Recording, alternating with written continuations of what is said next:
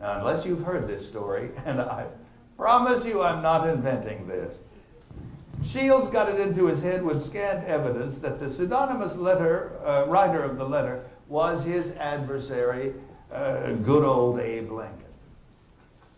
Enraged, Shields sent out a challenge that I meet him in a duel to resolve my attack on his character. Not inclined then or now to consider violence an able arbiter, I looked for a way around this dilemma. I replied that his challenge contained so much assumption of facts and so much of menace as to consequences that I would not answer him. Then I discovered that the actual authors of the piece were two young ladies named Julia Jane and Mary Todd. And my protestations of innocence took on a different character altogether. I set forth terms for the duel.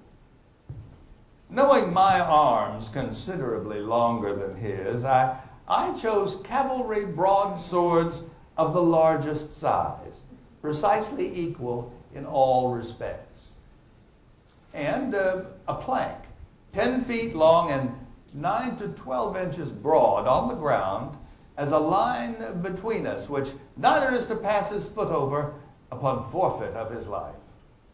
Well, he could not have failed to notice the disadvantages to him. I wrote again, and I endeavored to persuade him that my insults were intended to be purely political, that I had learned my lesson about personal attacks. And there was actually some truth in that. The duel never took place. In due time, however, a marriage did. We spoke our vows before a small group of friends at the home of Ninian and Elizabeth Edwards, where Mary was then residing. An inveterate letter writer, I wrote a note to a lawyer friend. Oh, nothing new here except my marrying, which to me is a matter of profound wonder.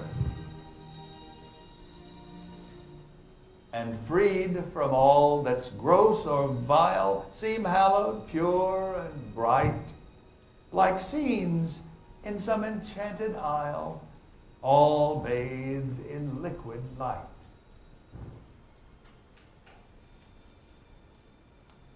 In addition to our 3 boys, whom Mary has permitted to accompany me on such speaking tours as this, she has ever shared her intellect and support and family responsibilities, and in a very real way has made it possible for me to address you here today.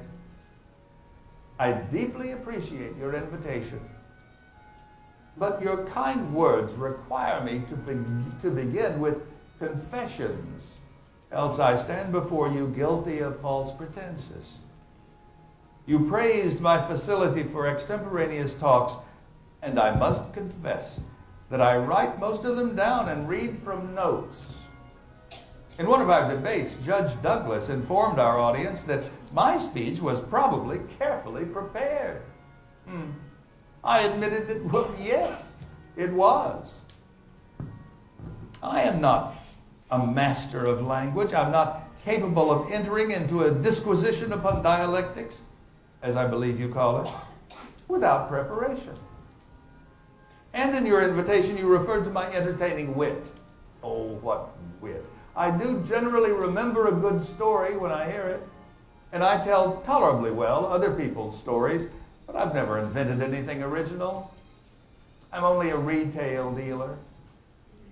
They say I tell a great many stories. Well, I suppose I do, but I have found in the long course of experience that ordinary people are more easily informed through the medium of broad illustration. As to what the hypercritical may think of me, I don't care. Here's a story for you. When quite young, at school, Daniel Webster was one day guilty of a gross violation of the rules. He was called up by the teacher for punishment. Now, this was to be the old-fashioned ruler slapped against the palm.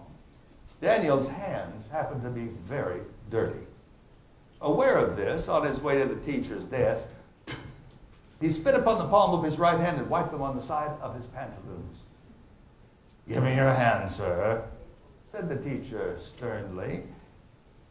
out went the right hand, partially cleansed.